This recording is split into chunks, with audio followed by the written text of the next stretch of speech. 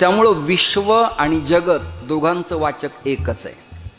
माझं कीर्तन झालं आणि जरा त्या गावातला शिस्तप्रिय सप्ताह कमिटीतला सदस्य उभा राहिला आणि माईककडे आल्यावर तो बोलायला लागला, दर्शन घेण्याची गडबड कोणी करू नका.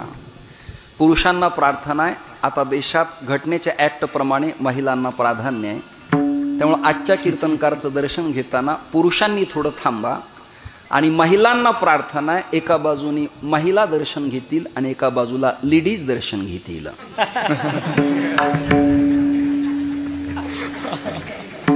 तुम्हाला दृष्टांत कळलाय. सामग्रेन समालोचनम परीक्षणम निरीक्षणांच्या दृष्टांतः. वेदांताची समीक्षा करण्याकरता जी उक्ती उपयोगात आणतात त्याचं नाव दृष्टांत. फॉर एक्झाम्पल, उदाहरणार्थ, त्याचं जुनं नाव आहे सोदाहरण. पुराण सांगणाऱ्यावर ज्यांना कळत नाही ते टीका करतात डिबेट करताना चॅनलला. पुराणातली वांगी पुराणात बरी. वांगी शब्द नाही तो वाणगी, म्हणजे उदाहरणार्थ. सांगणाऱ्यांचंही डोकं समाप्त झालंय आणि ऐकणाऱ्यांच्या कानांचं वाटोळ झालंय. त्यामुळे आता अभ्यास केलेला कोणत्या मंडपात मांडायचा हाच येणाऱ्या काळात सप्ताहात प्रश्न आहे. ऐकता ना तुम्ही सगळेजण. विश्व आणि जगत या दोन्हीचं वाचक आहे. अजून दुसरा दृष्टांत सांगतो. माझ्याकडे एक ड्रायव्हर होता आणि सेकंड हँड गाडी घेण्यासाठी आम्ही मुंबईला पारशिववाडीला घाटकोपरला गेलो होतो. गेल्यानंतर गाडी कोणती घ्यायची ठरली. ज्याच्या जीवावर मला प्रवास करायचा तो ड्रायव्हरनी मला विचारलं, गाडी कोणती घेणार आहेत? मी म्हणलं धवल शुभ्र. मला कळते तुम्हाला सगळं. ड्रायव्हर म्हणला मी तुमच्या गाडीवर राहणार नाही. म्हणलं कारण काय? तुम्हाला घेतली तर व्हाईट घ्या, नाही तर गाडीच नको. ही स्थिती सध्या आत्ता चालू आहे धर्मकारणात, राजकारणात आणि आपल्या संप्रदायात सुद्धा. अनभिज्ञ लोकांची प्रचंड गर्दी वाढली. वादनात, प्रमाण म्हणण्यात, कीर्तनात, प्रवचनात, चिंतनात. जाणकार संपत चालले. त्यामुळं कीर्तन देताना सुद्धा आता एखाद्या सॅटेलाईटवरून गाव समीक्षा केली पाहिजे की तिथे जायचं की नको जायचं. आणि कालांतराने येईल ते सगळं ॲप येतील भिन्न भिन्न प्रकारचे. आता आलेतच. तर ChatGPT सारखं प्रकरण आहे.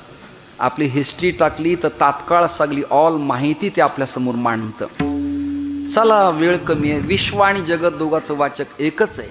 तुकोबराय जगद्गुरु आहेतच, पण नामदेवराय सुद्धा जगद्गुरु आहे. त्याला प्रमाण काय? सुभक्तो नामदेवा वै विठ्ठलो गोकुलस्तथा विष्णुस्वामी अनुयायानां त्रयोद्वारा सतान्मताः नामदेवं जगद्गुरुं द्वाराचार्यं प्रणाम्यहं. ग्रंथ कोणता? सत्सिद्धांत मार्तंड. दुसरा कोणता? वैष्णव काव्य स्मृती. मी तुम्हाला पुरावे दिले. कीर्तन झाल्यावर तुम्ही तुमचा अभ्यास योग्य वेळेला करा निवांत. आता अनंत गोपाळनाथांनी सुद्धा शांतीब्रह्म एकनाथ महाराजांना जगद्गुरु म्हटलेलं आहे. आरती एकनाथा महाराजा समर्था त्रिभुवने तुची थोर जगद्गुरु जगन्नाथा. याच लेव्हलला जरा काकणभर उंच काम आहे निवृत्तीनाथ दादांचं. आता हे काका या परंपरेच्या आज मालक आहेत, पण ते देवपूजा करताना, पत्रिका छापताना, हँडबिल करताना, बोर्ड लिहिताना आपल्या पूर्व परंपरेचे फोटो, स्मृतीचे नावं लिहितात. सगळ्याला अभिवादन करतात. मग शिरस्त्राणाला फेटा बांधतात, मुद्रा ऊर्ध्वपुंड लावतात, त्याला अभिवादन करतात आणि मग धर्ममंडपात येतात. पूर्वासुरींना मानावं लागतं. म्हणून ज्ञानोबाराय, नामदेवराय, गोरोबा काका, सावता महाराज, तुकोबारायापासून निळोबारायापर्यंत, नाथांच्यापासून ते गावोबापर्यंत आणि बौद्धल्यांच्यापासून ते थेट संत बहिणाईपर्यंत सगळ्यांनी आपापल्या पूर्व परंपरेला अभिवादन केलंच आहे. ते करायलाच पाहिजे. फक्त प्रौढी अशी नसावी की त्यांना मी मानतो अन्यांना मानत नाही. हा मात्र शुद्ध मूर्खपणा आहे. यात काही माझं जे आहे ते करेक्ट आहे. पुढे निमंत्रण मिळू न मिळू किंवा या वाक्यामुळं जरा आम्ही नाराज आहेत तुमच्यावर, आम्ही बोलवणार नाहीत. कधीच बोलू नको. विठाल विठाल.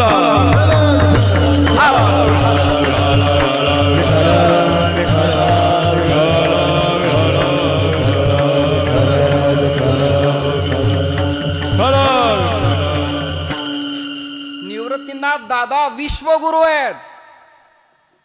आणि विश्वगुरूचा अधिकार हा श्रेष्ठ ज्येष्ठ पवित्र उदात्त व्यापक चिरस्थिर अखंड निर्व्याज्य तुमच्या शब्द लक्षात आले, सगळे स्वीकारलेत तुम्ही. कीर्तनात वेल क्वालिफाईड लोक आहेत, ग्रामीणे आहेत आणि अभ्यासक आहेत. एवढा अधिकार श्रीमंत निवृत्तीनाथ दादांचा. आता निवडलेल्या या चिंतनात काही शंका आहेत. उपजे ते मरे. अहो निवृत्तीनाथ दादा, तुम्ही नवीन काय सांगायला लागले? हा सृष्टीचक्राचा नियम आहे. जो आला त्याला जायचंय आणि जो गेलाय त्याला यायचंय. काही रस्ते वणवे आहेत आणि काही येणारा वेगळा आहे, जाणारा वेगळा आहे. महाजनः येन गतस्स पंथः. महाजन म्हणजे प्रमोदजी नाही, महाजन म्हणजे वैष्णव. या वैष्णवांचं जाणं येणं हा रस्ता स्वतंत्र आहे. तसं देवही स्वायत्त आहे. सामान्य प्रापंचिक जीवाची अडचण आहे. संतांना स्वायत्तता आहे, देवाला स्वायत्तता आहे. नाही आम्हा जन्म मरावे लागत या प्रमाणाने संत बाजूला सरकले, प्रकरण अडकले जीवांचं. माता या प्रकरणात उपजे ते मरे, मरे ते झुरे. त्या डार्विनचा एक उत्क्रांती सिद्धांत आहे. ज्यांचं ग्रॅज्युएशन आहे, पोस्ट ग्रॅज्युएशन आहे, फिलॉसॉफीत PhD करतायत, MPhil आहेत, DEd आहेत, त्यांना कळेल हे की डार्विनचा उत्क्रांतीवाद आहे. आणि डार्विनचं मत असं आहे की मृत्यूनंतर पुन्हा जन्म नाही. झालं का मत स्वच्छ लक्षात आलं तुमच्या? मला टाळ्या फेळ्या नका देऊ, पण निदान माना तरी कौल हलवा की मी सांगतोय तुम्ही स्वीकारतायत असं मला कळावं. निवळ रस्त्याच्या साईडचे किलोमीटरचे दगड नसावेत. नाही तर प्रवास 1000 किलोमीटर झाला पण दगड जाग्यावर राहायला अशी स्थिती मंडपात नसावी. डार्विनचा उत्क्रांतीवाद आहे. सांगितलं की मृत्यूनंतर पुन्हा जन्म नाही असं त्याचं मत आहे. ते मत तुम्हाला मला काही मान्य नाही. मला मान्य नाही. मी संप्रदायाच्या पथातला आहे, वैदिक परंपरेतला वारकरी आहे, यती आहे. मला मान्य नाही. तुमचं तुम्ही पाहून घ्या. अजून एक मत आहे 4 वाकांचं. वाक म्हणजे वाणी, वाघ म्हणजे वाणी, बोलणे. तो एकाच व्यक्तीला 4 तोंड असावेत एवढ्या ताकदीनं विचार मांडतो. 4 वाक. त्याचं म्हणणं आहे यावत जीवम सुखं जीवे रणं कृत्वा घृतं पिबे भस्मीभूतस्य देहस्य पुनरागमनं कुतः. त्याचं म्हणणं आहे मेला, सावडला, राख झाली, दशक्रिया, पिंडप्रदान, उत्तरक्रिया कर्म, त्याची उदक शांत झाली, आता त्याचं काही शिल्लक राहिलेलं नाही. हे मत 4 वाकाचं आहे. आणि 4 वाक नास्तिकांच्या यादीतले नाहीत बरं का. तुम्ही पंढरीत अभ्यास करणारे लोक आहेत. 4 वाकाचं एक मत आहे, तो नास्तिक नाही. नास्तिक कोण आहे? नास्तिको वेद निंदकाहा. बुवा आहे, गुपीचंदन लावतो, कंबर बांधतो, भजन चांगला करतो, पण वेदाची कीर्तनात टीका करतो त्या अवलादी बदमाश. विठाला विठाला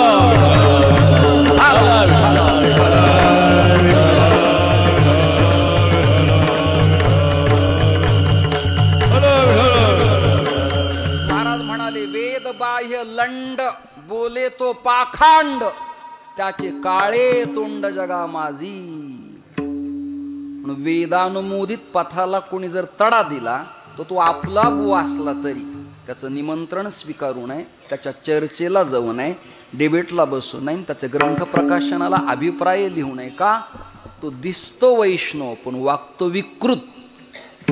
4 वाकाचं मत मांडलं, डार्विनचं मत मांडलं. आता घरातल्या घरात मत तपासायची वेळ आलेली आहे. नेत्यांच्या प्रचाराच्या कालखंडात भावकीतलेच लोक त्याला मतदान करत नाहीत. अजून सोपं सांगू का? त्याच्या गाडीत त्याचा प्रचार करून त्याच्या खर्चानं जेवणारे सुद्धा त्याला फुली टाकत नाहीत. नाही कळलं तुम्हाला? आपण घात करू. आपल्याबरोबर राहणारा आपलाच कधी आपले रेकॉर्डिंग करून व्हायरल करील याबद्दल येणारा काळ साशंक आहे. साशंक आहे.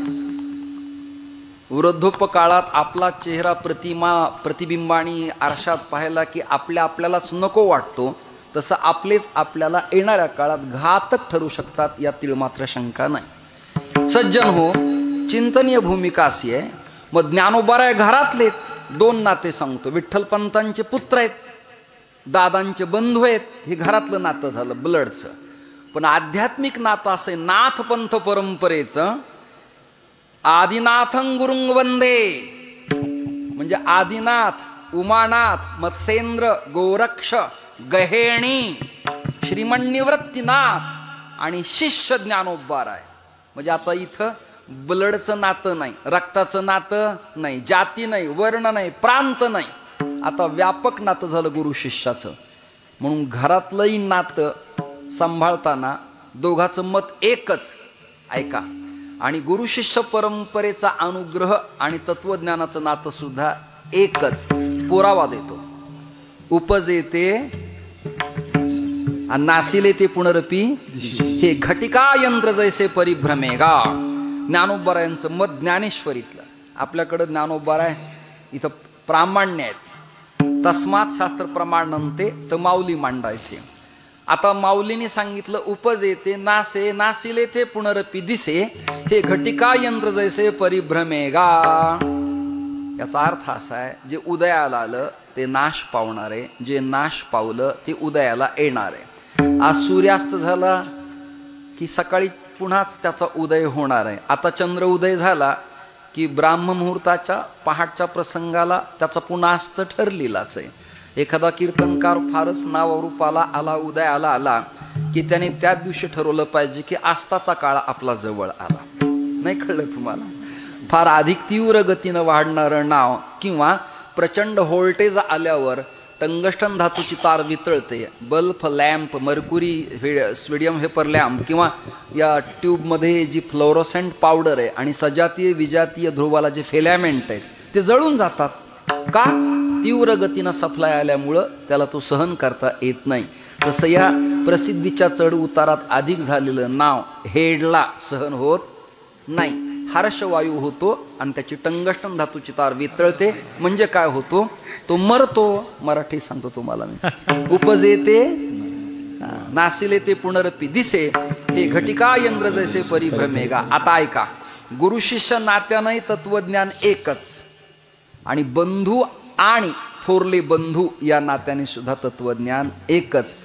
आपल्या घरात एक मत नाही, आपल्या मठात एक मत नाही, आपल्या दिंडीत एक मत नाही, म्हणून तर दरडाने लोकमत काढला. लोकमत, पुन्हा बीडला लोक प्रश्न निघाला. असे भिन्न भिन्न प्रश्न आहेत. मत ऐक्य होत नाही. माझं असं म्हणणं आहे, संप्रदायाची फळं, मठ, मंदिरं, गड, संस्था, अध्ययन, अध्यापन वेगळं असू द्या, पण सिद्धांत सगळ्यांचा तात्विक वेदांताचा एक असला पाहिजे. मी बीडचा आहे आणि तुम्ही आता इंदापुरातले म्हणून तुमच्याकडं बे दोन्ही तीन आहे, असं काही आहे का? आणि आम्ही बीडचे आहेत म्हणून आमचं जरा बे दोन्ही चार आहे. पायथागोरसचा सिद्धांत आणि गणिताची बैठक अबाधितच आहे ना. तसं पंढरपुरातला वाजवणारा काय आणि अजून एखाद्या शास्त्रीय संगीतात वाजवणारा काय? घिडन ग धीर किटन तीर किट ही अक्षरं तेच आहेत, फक्त लयकारीत फरक आहे. अन्य भजनात गती वाढते, फडकऱ्यात गती ओढायची असते. विठ्ठला विठ्ठला.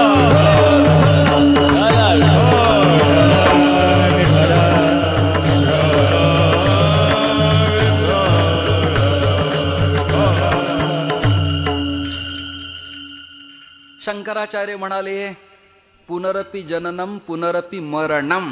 म्हणजे आद्य शंकराचार्याचं मत सुद्धा हेच आहे. भारतातल्या अर्वाचीन महापुरुषांचं, भारतीय तत्वज्ञानातल्या रसज्ञ सारस्वतांचं मत असे, जे जे आले ते जाणार आहेत आणि जे गेले ते परत येणार आहेत. निवृत्तींना दादांनी तेच दिलं. उपजे ते मारे म्हणा, उपजे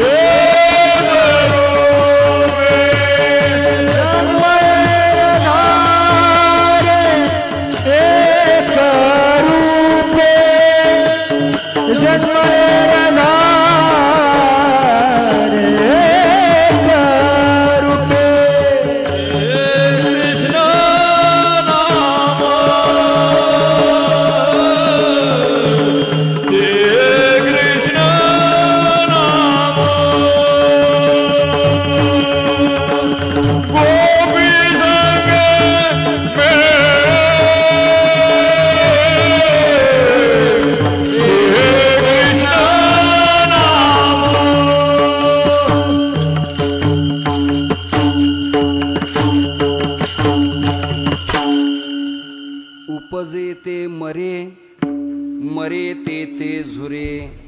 उपजे ते मरे हे डेफिनेटली पक्क तुम्हाला मला कळलं ना सगळ्यांना. पण उपजे ते मरे यानंतर मरे ते झुरे इथे अडचण आहे. मरे ते झुरे हे कसं शक्य आहे? मेला की तो पुन्हा झुरायचं काय प्रकरण शिल्लक राहिलं त्याला. आता झुरण्याबद्दल 2 प्रकरणं सांगतो. तुम्हाला सहन झाले तर स्वीकारा, नाही झाले तर मंडपात विचार समर्पित करा आणि घरातून कोरे आलात तसे पुन्हा परत जा. झुरणं काय प्रकरण आहे ते सांगतो मी तुम्हाला. मी एका घरी कीर्तन झाल्यावर मला काकांच्या ओळखीनं शिष्याकडे घेऊन गेले. त्यांच्या गेलो आम्ही. गेल्यानंतर ते म्हणाले, महाराज सगळं सुख आहे बघा, पण आमची आजी 102 वर्षाची झाली आहे, फक्त डोळे उघडेत, सिंपलाभर पाणी पित नाही, अर्धा पिला तर पुन्हा तिला चक्रा येतात, वांती होते, हाडं ठिसूळ झालेत, त्वचा सगळी चिटकली, खोल नाक गेलंय, गालाला खळी पडली आहे, ओठ वाकडे झालेत, पंजांची बोटं कशी तरी तिर्यक झालेत, देवाणीला सद्गती द्यावी. पुतण्या म्हणला असं म्हणू नको. त्याचे वडील म्हणले, अरे असं झुरण्यापेक्षा मरण आलेलं बरं. तर झुरणे म्हणजे असहाय्य वेदना, त्रास, दुःख, बरोबर आहे की नाही? झुरणे शब्दाचा अर्थ सांगितला. आता जे पोरं सोर आहेत, नवीन ऐकणारे, त्यांच्या कानावर जावं म्हणून झुरण्याचा दुसरा अर्थ जरा विनोदी शैलीतून सांगतो. एका मुलाकडे बुलेट गाडी होती. बुलेट, तरुण पोरांना बुलेट गाडी आवडते, घ्यावी वाटते, मलाही घ्यावी वाटते, पण मी तरुण नाही, काय करू आता.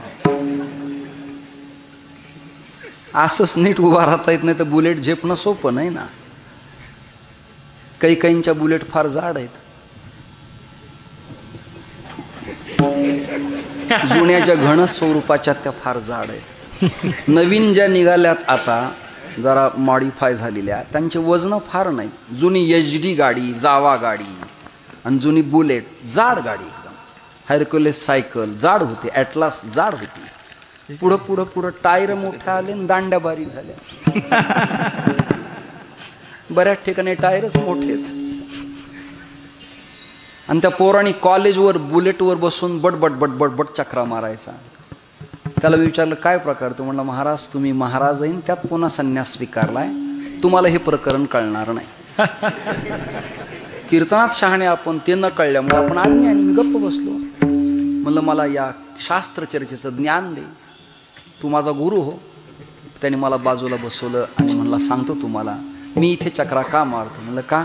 फर्स्ट इयर, सेकंड इयर आणि थर्ड इयर 3 वर्ष झाले गुलाबाचं फूल घेऊन सगळ्या ग्राउंडच्या आत फिरलो, बुलेटची ढोलकी फोडली, मोठ्या आवाजाने तरी लक्ष केंद्रित होऊन प्रयत्न केला, परंतु पाकळ्या गळून पडल्या, काटे हातात आले, पानं सुकून गेले. पण तिकडून रिप्ले आला नाही. मला काय झालं, झुरलो म्हणला ना, बाकी काय.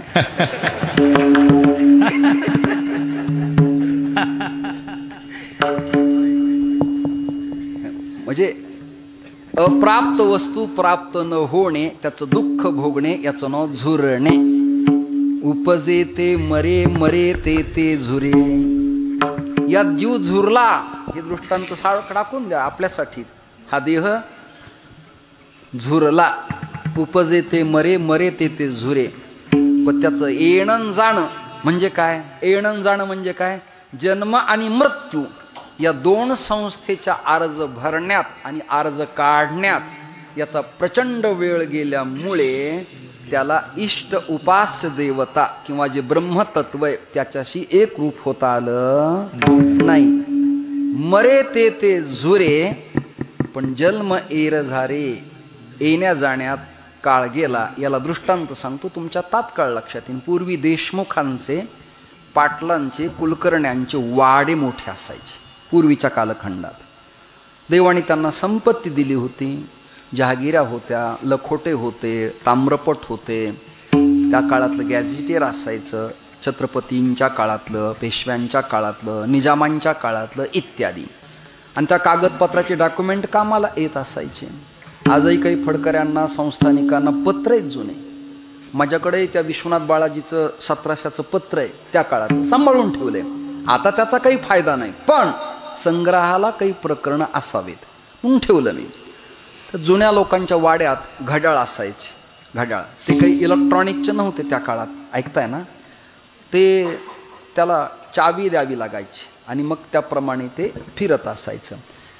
त्यापूर्वी असं लंबक असायचं, त्याला एक पितळी किंवा त्याला स्टीलची पळी, चमचा, बरोबर आहे की नाही, असा टांगलेला असायचा. आणि तो टक टक टक टक टक टक. त्याला मी विचारलं, केवढा त्रास आहे तुला, इकडून तिकडे तिकडून इकडे. घरातले मालक म्हणले, चमच्याला असाच त्रास सहन करावा लागतो. हा दृष्टांत ज्यांना चालला नाही ते प्रसादाला येत चला, यापेक्षा मराठी मला बोलता येत नाही. असं त्याचं इकडून तिकडे, इंदापूर ते फलटण, फलटण ते बारामती, बारामती ते इंदापूर, इंदापूर ते माळशिरस, अकलूज. ही जाण्यानेच वेळ गेला. पण इप्सित, इष्ट, अपेक्षित जे पाहिजे ते मिळालं नाही. उपजे ते मरे, मरे ते झुरे. जन्म एर झारे, पण एकरूप येता आलं नाही. सगळ्यांचे प्रमाण तुमच्या पाठातलेत. मना किती वेळा जन्मा यावे, प्रमाण किती वेळा जन्मा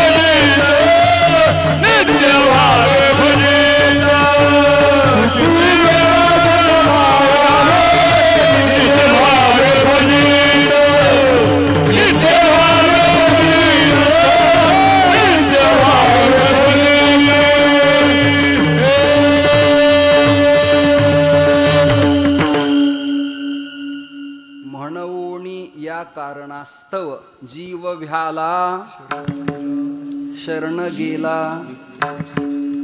विठोबाला शरणागती करावी लागती तरच उद्धार होतो, अन्यथा होत नाही. उपजेते मरे मरे ते झुरे जन्म एर झारे एक रूपे. हो, पण ज्या ब्रह्मासी जीवाला एक रूप व्हायचंय कळण्यासाठी निदान त्याचं नाव तरी आमच्या कानावर सांगा. निर्गुण निराकाराचं आम्हाला ज्ञान नाही, अवच्छेदकाचं ज्ञान नाही. तो अनिर्वचनीय अगम्य अगोचर अमाप सत्स्वरूप चित्स्वरूप आनंद स्वरूप की ज्यांच्या प्रक्रिया प्रमेय सिद्धांत प्रभाकर पंचदशी विचारसागर झालाय, उपनिषद ब्रह्मसूत्र झाले, त्यांना ते कळेल. पण आम्ही साधे भोळे, आम्हाला न कळणारे, आम्हाला हे काय कळणार आहे. म्हणून एखादं नाव तरी डिटेक्ट करा पक्क. एखाद्या स्त्रीला विचारलं दवाखान्यात जाता सारखं दुखतंय, आजार तरी कोणता आहे, ती म्हणती कसनुस होतं. डॉक्टरांनी MBD पासून ते मास्टर ऑफ सर्जरीपर्यंत त्यांच्या चिकित्सेचे सगळे ग्रंथ पाहिले, पण त्याला कसनुस हा रोगच सापडला. मग त्याला काही टायफॉइड निमोनिया, बरोबर आहे, काहीतरी नाव दिलं पाहिजे ना, काही नाव दिलं पाहिजे. जसं आपल्याकडं पताका, धर्मध्वज, धर्मकीतू, गुढी नाव आहेत, धर्मदंड नाव आहे, त्याचं नाव आहे ना, काहीतरी नाव. आता हे खालचं जे लोखंडीचं आहे पण त्याला स्टँड केलं, काष्टचं आहे पण त्याला पाठ केला, काष्टचं आहे पण त्याला चौरंग केला. काहीतरी नावारूपाला आल्या विना पदार्थाचं नीटनीटकं ज्ञान होत नाही. म्हणून ब्रह्मतत्वाला काही आकार उकार सांगता येत नाही, पण आमच्यासारख्या सामान्य जीवांचं कल्याण व्हावं म्हणून त्या काळातल्या गवळणी श्रुती स्वरूप होत्या, त्यांना ते कळत होतं. आताचे गोपाळ आणि गोपी आम्हाला काहीच कळत नाही, यातलं झिंगाटा खेरीज दुसरं काही कळतच नाही. त्यामुळे आम्हाला कळेल असं काहीतरी सांगा ना. म्हणून सांगितलं कृष्ण विष्णू हरी गोविंद या नामाचे निखिल प्रबंध, माझी आत्मचर्चा विशद उदंड गाती. उदंड म्हणजे अखंड सतत कायम स्वरूपी. काय करा? कृष्ण कृष्ण जय, कृष्ण कृष्ण जय हे भजन पूजन करा. अच्छा, म्हणजे जीवानी कृष्ण या देवाचं भजन करायचं काय? हो हो. म्हणून उपजेते मरे मरे ते झुरे, हे नाही कळलं तर जन्म एर झारे. मग काय करावं? एक रूपे, पण कुणाशी? एक रूपे ते हे कृष्ण नाम. ज्याच्याशी एक रूप व्हायचे ते नाव आहे ना, तो ती ते दर्शक आहे. कुठल्या देवतेशी? कृष्णाशी. कृष्णच का? गुरु करशती, तो भक्ताचं चित्त आकर्षित करणारा हरी असल्यामुळे ते हे कृष्ण नाम. गोपी संगे मिळे, वाजवायला मनुष्य मिळत नाही, टाळकरी प्रमाण पाठातले मिळत नाहीत, स्पीकरवाला ट्विनिंगवाला मिळत नाही, ड्रायव्हर निर्व्यसनी मिळत नाही, सुनबाई मिळतच नाही असा काळ आला. मठाला शिष्य मिळत नाही, संस्थानाला उत्तराधिकारी मिळत नाही, आणि मिळाला तरी तो पहिल्याला लवकर जाण्याचा संकल्प करतो. नाही कळलं तुम्हाला? अवघड प्रकरण आहे सगळे. ब्रह्मा शैवपदम शिवो हरिपदम याशावदिंको गतः. प्रत्येकाला देवांना कॅबिनेट मंत्रीपद असं वाटतं, जीवांचं सोडा. त्याला वाटतं जगत उत्पत्ती करता ब्रह्मा मी व्हावं, त्याला वाटतं शिवस्वरूप व्हावं, याला वाटतं सृजन करणारा पालकत्व पद असणारा मी विष्णू असावा. गणेशाला वाटतं मी गणाध्यक्ष अध्यक्ष असावा. कार्तिक स्वामीला वाटतं मी सरसेनापती असावा. देवीला वाटतं महिला व बालकल्याण माझ्याकडे असावं. सत्ता कोणाची असो महाराष्ट्रात, तुम्ही जाग्यात ना सगळ्याजणी. हे त्यांनाही वाटतं. तर जीवाच्या मोहाबद्दल न बोललेलं बरं. म्हणून तो भगवंत अर्जुनाला 18व्या अध्यायात संकेत देत आहेत. नष्टो मोहो स्मृती लब्धा त्वत्प्रसादान मयाच्युत. मोह गेला रे गेला, हे ज्ञानोबारायचं त्यावरचं खालचं भाष्य. चला, ते हे कृष्ण नाम गोपी संगे मेळे. पण परब्रह्म परमात्मा गोवळा होऊन सगुण साकार होऊन, आता इथं चिंतन आहे, तो सगुण झाला का सगुण केला? आणि यला रूपा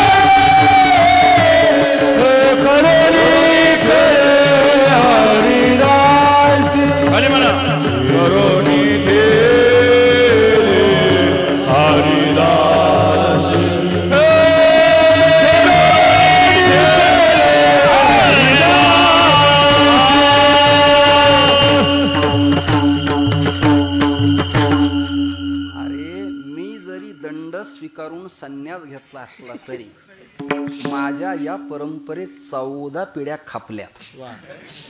मी 15वा काकांच्या कानावर जाऊ म्हणून सांगतो. पैठणचे शांतीब्रह्म एकनाथ महाराज होते.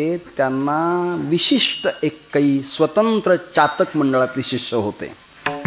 त्यात गावोबा महाराज कावसानकर, त्यांचे चिरंजीव हरिपंडित महाराज पैठणकर, अनंत ऋषी महाराज, श्रीधर स्वामी, दशपूर चास नगर जिल्ह्यातले दादा स्वामी म्हणजे नरहरी, आणि कर्नाटक राज्यातल्या बिदर गावाजवळ भालकीचे असलेले शाळीग्राम गोत्राचे हरितस ब्राह्मण कुलोत्पन्न माधव त्रिंबक शाळीग्राम.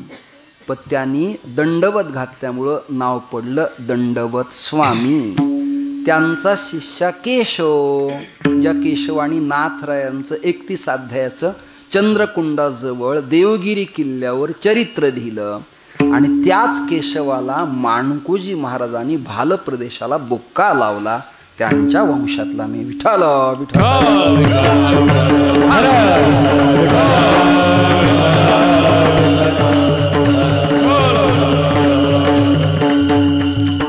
तुमच्या कृपेनं मला पक्क माहिती आहे की भजनाच्या चाली बैठकीच्या कोणत्या कीर्तनात म्हणायच्या, लवीला चाटीला कोणत्या कीर्तनात पखवाज वादकाला बाजू द्यायचं, पूर्ण हाताने फडावर चान्सेस यांना कसे द्यायचे, दुहेरी चाल म्हणताना षडजातून पुन्हा खरजात कसं यायचं, आणि खरजातून उच्चैर घोषै म्हणजे ऊर्ध्वमुख करून प्रमाण कसं म्हणायचं, इथपर्यंत देवाने मला तुमच्या कृपेनं बुद्धी दिली आहे.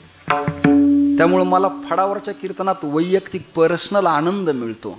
माझे याच्यामुळं होत नाहीत, काय करावं आता. पण हे पाळावं लागेल. त्याचं कारण आहे आमच्याकडं 60पर्यंत गृहस्थी संसार वयाच्या, आणि 60 नंतर त्यांनी कंपल्सरी संन्यास घ्यायचाच. भयंकर अवघड प्रकरण आहे. घरातले नाराज, पोरं नाराज, पुतणे नाराज, नातलग नाराज. पुढचं सांगतो आता. पित्र नाराज, पितृपक्ष कालयात पित्र नाराज होतात. पितर कुलदेवी नाराज होती, कुलदेवता आकृष्ट होतात. तुम्ही श्रीमद भागवताचा 11 स्कंद टीकेचा 18वा अध्याय काढा, म्हणजे तुम्हाला कळेल संन्यास घेताना कोण कोण नाराज होतात. या सगळ्यांची नाराजी पत्करून हे नाटक, आणि हे केल्यावर पुन्हा तुमची नाराजी. मग आम्ही काय मसनात जावं कुठं.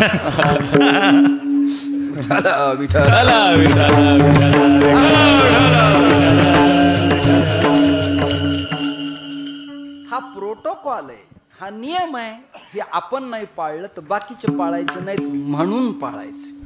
मी शंकराचार्यांच्या बरोबर होतो, त्यांना म्हणलं का हो तुम्हा संन्याशांना संध्या नाही झाली, संध्या संदेह माझा, मग तरी आचमन का करता. त्यांनी मला उत्तर दिलं, आपण पळी भांड घेऊन आचमन केलं नाही तर पुढच्या काळात ब्राह्मणाची पोरं आचमन करणार नाहीत म्हणून करायचं.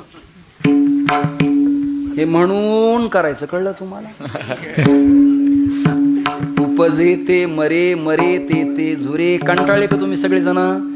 संपवतो मी. जन्म एर झारे एक रूपे. कुणाबरोबर एक व्हायचंय, ते हे कृष्ण नाम गोपी संगे मिळे. नंदा घरी सोहळे बाळ क्रीडा. ब्रह्मांडाचा उत्पत्ती करता, कर्तुम अकर्तुम अन्यथा कर्तुम त्रिकालाबाधी सत्यत्वानं ज्याची चिरस्थिर सत्ता आहे, ज्याला हरिकृष्ण ब्रह्म राम विठ्ठल आपण म्हणतो, ते ब्रह्मा सगुण साकार संतांनी केलं.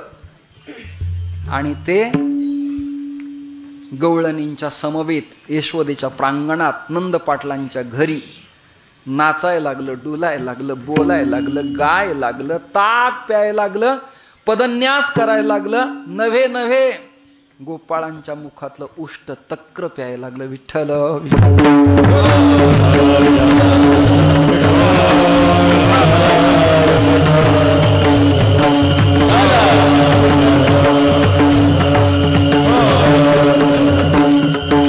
नाही तर या ईश्वराच्या प्राप्तीसाठी, याजसाठी जप, याजसाठी तप, व्यासेही अमूप म्हणजे अनेक ग्रंथ केले, पण ईश्वर साक्षात्कार सचित्र होत नाही.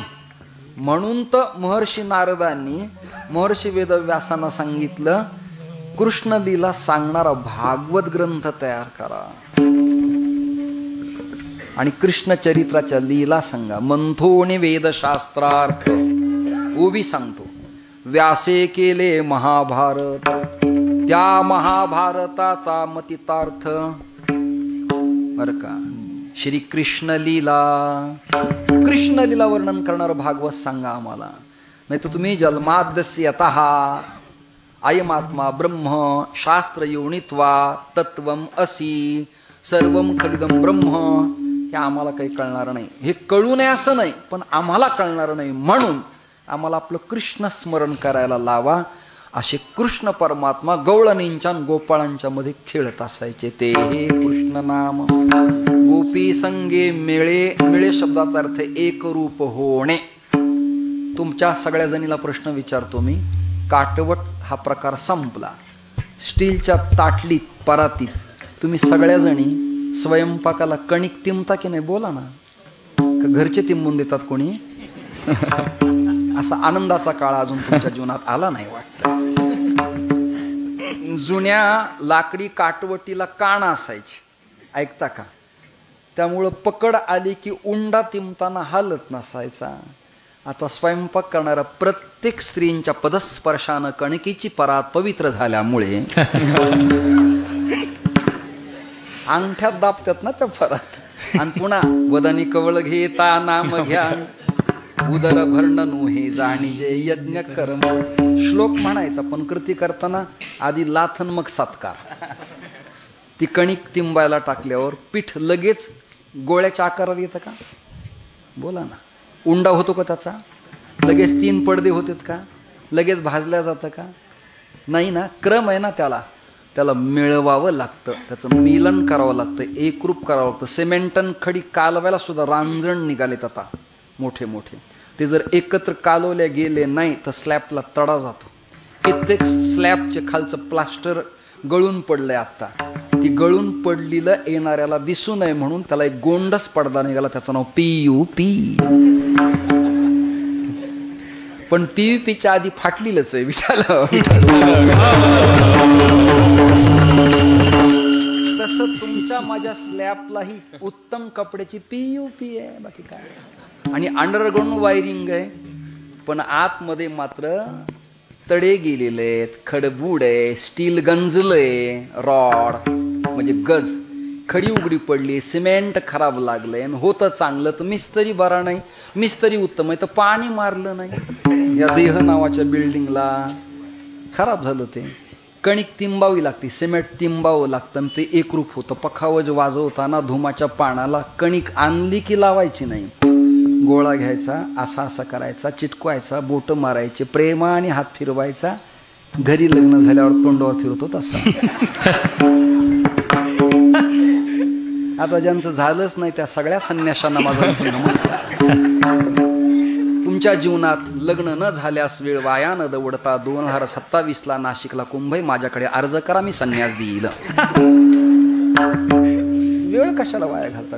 इकडे राहिले तर निदान पर डे 1500 पाया पडून कोणी या कपड्याला देतं का नाही? तुम्हाला देतं का नाही? इथलं नाही सांगत, पण देतं का नाही कोणी? मग वाया जात नाही मनुष्य. एकरूप होता आलं पाहिजे. एकरूप. हे आता रेकॉर्डिंग करतात नाही, रेकॉर्डिंग शूटिंग करणं वेगळं, पण एडिटिंग करणं वेगळं. ते मिळवता आलं पाहिजे. पखावजाचे बोल खूप पाठ आहेत, पण ते साखळीत मिळवता आले पाहिजे. धा घेणं तग घेणं तिटक तग दिगणं धागे घे तिटक तग घेणं धागीन ता आग घेता घेन घेता. ह्याला जुळवणं म्हणायचंय. हे जुळवणं म्हणायचंय. अभंग खूप पाठ आहेत, पण साखळीत प्रमाण कळत नाहीत. काही कामाचं नाही. पाठांत तू घरी वाचित जा, मंडपात येत जाऊ नकोस. निवांत. जन्मभर काकडा केला, पण स्वराची त्याची भेट झालीच नाही, अजूनही झाली नाही. 70 ओलांडली, आता तू काकड्यातच उठलेला बरा, मंडपात नको. श्रोते हो, एकरूप होता आलं पाहिजे कोणत्याही प्रकरणाशी. कीर्तनकारांनी लोकमय होण्यापेक्षा वाक्य ऐका. कीर्तनात अभंगमय व्हावं, वा अभंगमय व्हावं. करावेत कीर्तन, कुठे करावेत त्यालाही काही नियम आहे. कुणा समोर करताना काय फेक असावी यालाही नियम आहे. जिथला शिष्टाचार तिथे पाळलाच पाहिजे.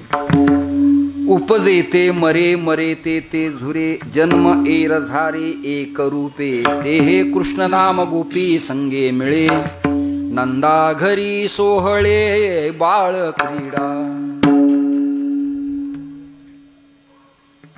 अमर अमरे अमर कंद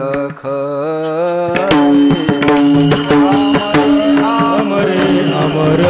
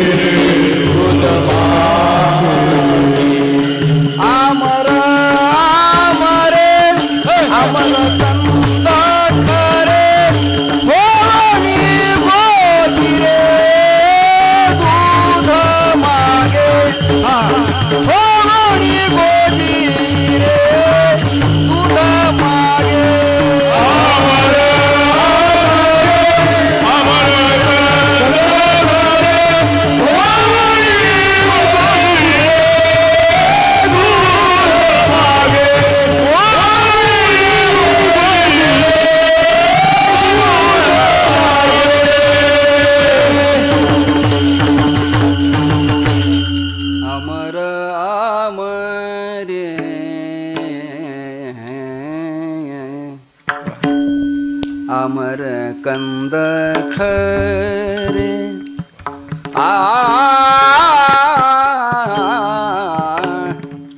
अमर अमरे होणी गुजरे दूध मागे. हो अमर अमरे सोप गणित आहे. अमर हे पद ईश आहे, वाचक आहे. अमर हे ब्रह्मवाचक आहे. अमर ईश्वर वाचक आहे. अमर पद देवाला असल्यामुळं सुख दुःखादी द्वंद्व जीवाला आहेत का देवाला आहेत? आहे ते तरी बोला. शीत उष्ण जीवाला आहे का देवाला आहे? उपाधी देवाला आहे का जीवाला आहे? देव कसा आहे? उपाधी वेगळे तुम्ही निर्विकार, काहीच संसार तुम्हा नाही. ऐसे मज करुणी ठेवा नारायणा, समूळ वासना नुरवावी. म्हणजे या तत्वाला सुख नाही, दुःख नाही, शीत नाही, उष्ण नाही आणि संसाराच्या उपाधीचा संबंध नाही. हा संबंध कोणाला आहे? जीवाला आहे. मग मरण जीवाला आहे का देवाला आहे? आपल्याला मर म्हटलं कोणी तर माऊली म्हणाली, आगा मर हा बोलन सहा. मर बेट्या म्हटलं की लाज वाटती, राग येतो. हे म्हणजे राग येतो, तू मरणारच आहेस ना. मरण पक्कच आहे तुझं, मरण अटळ आहे तुझं. तू मर म्हटला तरी मरणार आहेस, नको म्हटला तरी मरणार आहेस. तू म्हटला ना मी संरक्षण मंत्र्यांचा पोतणे आहे तरी मरणारच आहे. एक जण मला म्हटलं, महाराज आपल्या काही सध्या मरणाचं अशक्य प्रकरण. म्हणलं का? माझे काका कॅबिनेट मंत्री आहेत. मला त्याचा बाप मेलाय, आजा मेलाय, पंजा मेलाय, तोही सकाळपर्यंत जाणार आहे. तुझा विचारला कशाला सांगायला लागला तू? बडे बडे आले, एथ नाही उरो आले अवतार एरते पामर. जीव किती आले आणि किती गेले. पण देवाच्या बाबतीत हा संबंध संभवत नाही. नागेश महाराज, आदरणीय काका बाळासाहेब महाराज, म्हणून त्याला नाव आहे अमर. अमरे मरतच नाही. कसा आहे परमात्मा? अमरकंद. आता झाडातल्या कंदाला महत्व आहे का आंतरसालीला महत्व आहे? तंतुमुळाला महत्व आहे का सोट मुळाला महत्व आहे की फांद्यांना महत्व आहे की बुंद्याला महत्व आहे? फुलांना महत्व आहे की फळांना महत्व आहे की पर्णाला महत्व आहे? मला सांगा. मला एक जणाला प्रार्थना केली, अरे म्हणलं मला चंदन आणून दे. चंदन आता जे चंदन मिळते अष्टगंध ते ॲसिडयुक्त आहे. आता जे कुंकुम मिळतंय केमचं, रोपळ्याचं, पंढरपूरचं, तुळजापूरचं सोडून अन्य ठिकाणी ते भास्कापुरी लाल चंदन आहे. बोट कालवलं की लाल होतंय, कपाळाला लावलं की स्त्रियांच्या कपाळ हिरवे व्हायला लागले. बऱ्याच लोकांना अष्टगंधाचं इन्फेक्शन झालं. सोपं गणित आपल्याकडं. ऊर्ध्वपुंड्र जुना गोपीचंदनाचा खडा, गोळीसुद्धा नाही, जुना खडा. नाही तर मग मी लावतो ते सहानेवर उगाळायचं, लिकुरवाळा हळकुंड पाण्यात भिजवायचं, सहानेवर घासायचं आणि वरून चंदनाच्या लाकडानं घ्रष्टम घ्रष्टम पुनरपि पुनः चंदनम चारुगंधम. ते घट्ट श्रीखंडासारखं दिसतं म्हणून श्रीखंडनम चंदनम दिव्यम मनोहरम. सुंदर आहे ते.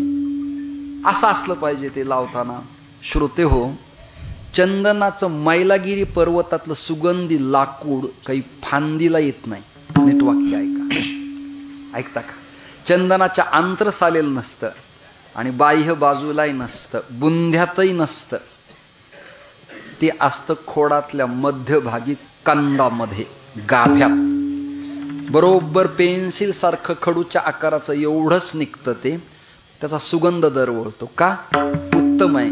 तसं जगत हे फांद्या, फुलं, खोड, साल, आंतरसाल, तंतू आणि सोटमुळे.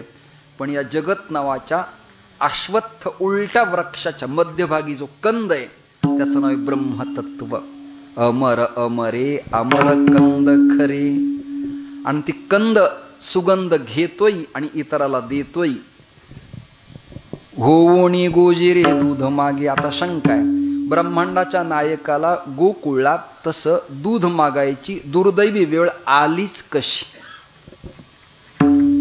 9 लाख गायी ज्याच्या घरी आहेत त्याला भीक मागायची आवश्यकता काय? पण त्याचं कारण असे, कृष्णानं सहकार संस्था त्या काळात रजिस्टर्ड केलेली आहे. तुम्ही जागेत ना सगळेजण, इंदापूर, पुणे, बारामती, फलटण, अकोलेवाड्याला कळलं पाहिजे. इकडं रजिस्ट्रेशन त्यांनी न्यास नोंदणी केली आहे. त्याची सत्ता आहे ना. गड्यानो राजा किरे जाहला. आणि राजपद असल्यामुळे धर्मादाय आयुक्त त्याच्या अंतर्गत होतं. दुय्यक निबंधक खातं.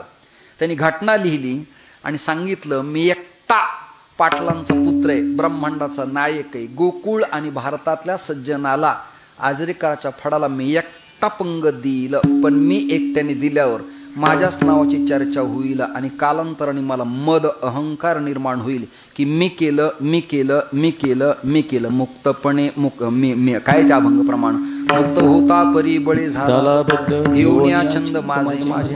अहम कर्तृत्व अहम ज्ञातृत्व ममाध्यास संपला नाही. त्यामुळे त्याला वाटतं मी केलं.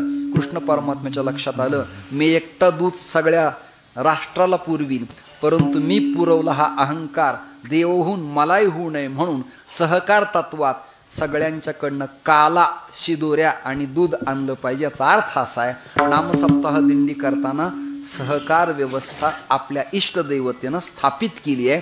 आणि तीच इष्टदेवता गीता जेणे उपदेशिली तीही वेटेवरी माऊली त्या क्रमात आहे. त्यामुळं सगळ्यांचा खारीचा वाटा असावा या कारणास्तव होणी गोजिरे दूध मागे. गोजीर म्हणजे देखणं, स्मार्ट. बघा, लेकरू कोणाचंही असू द्या, मंडपात जर दिसलं तर ओळख असू नसू आपण त्याच्या गालाला हात लावतो. पिल्ल्या कोणाचा रे तू? ओळख नाही, काही नाही, सहज हात लावतो का? देखणे पण आहे, स्मार्ट आहे. तिथं जात नाही, धर्म नाही, वाद नाही, विवाद नाही, पंथ नाही, सिद्धांत नाही, उपपत्ती नाही, लक्षणा नाही, काही नाही. गोंड दिसलं ते बालस्वरूप देखणं असतं. कृष्णाच्या युगल रूपापेक्षा आणि कृष्णाच्या योगेश्वर रूपापेक्षा कृष्ण परमात्म्याचं बालम मुकुंदम मनसा स्मरामी. बालस्वरूपात कृष्ण फार आवडतात आणि त्या बालस्वरूपात परमात्मा गवळणींच्याकडे जायचा. विरोधातला विरोध करणाऱ्या गवळणीला सुद्धा स्वरूप पाहिल्यावर लाज वाटायची. ती म्हणायची, लाला माझ्या घरी तू ये. गालाला हात लावायची आणि कन्हैया म्हणायचं काम झालं. लावलाय गालाला हात तर लाव माझ्या. पण माझं एक काम कर, थोडं दूध दे मला. आता इथं शंका आणि चिंतन आहे. नारद भक्तिसूत्राच्या अर्थाप्रमाणे किंवा मधुसूदन सरस्वतीच्या भक्तिरसायनशास्त्राच्या ग्रंथाप्रमाणे मग दूध मागितलं म्हणजे नेमकं काय केलं तर कृष्णानं दूध मागितलं म्हणजे प्रेम वात्सल्याचा भाव गोकुळातल्या सज्जन स्त्रियांना मागितला. ज्या बुद्धिरूपी स्त्रिया आहेत त्यांना परमात्म्यानं प्रेम वात्सल्याचा भाव मागितला म्हणजे दूध मागितलं. ते हे कृष्ण नाम गोपी संगे मिळे नंदा घरी सोहळे बाळ क्रीडा विठोबार